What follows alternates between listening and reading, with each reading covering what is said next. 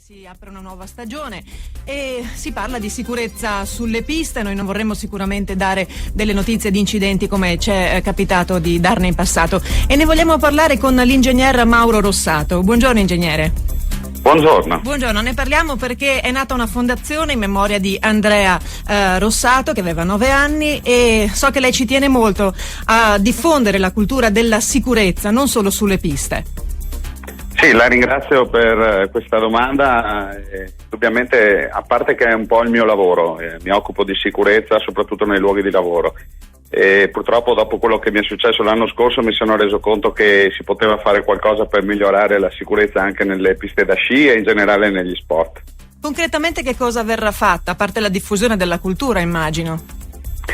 Sì, da un punto di vista concreto si appoggeranno tutte le iniziative tese a diffondere la sicurezza soprattutto nei confronti dei più giovani, quindi non solo nel mondo sportivo, e quindi in questo caso nello sci di cui stavamo appunto parlando, ma anche nei comportamenti che tutti i giorni le famiglie tengono.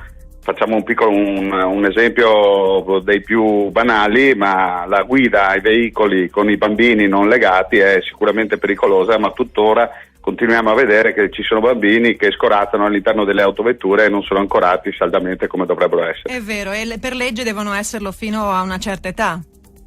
Sì, per legge c'è un'imposizione naturalmente legale, però il peggio è che molto spesso i genitori non si rendono conto di cosa stanno rischiando, soprattutto di cosa stanno rischiando i loro bambini. Certo, intorno ad Andrea e la sua famiglia ovviamente si è creato un bel movimento, una sorta di abbraccio, e ci sarà anche un memorial in suo onore da parte dello Sci Club Nottoli, vero, di cui faceva parte Andrea?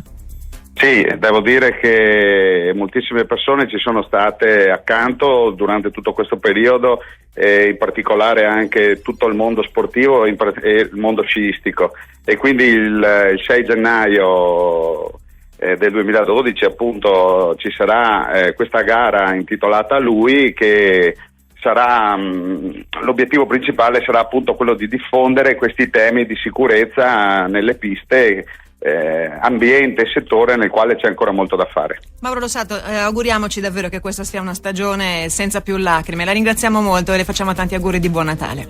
Alle Grazie 8:42 minuti abbiamo salutato anche l'ospite.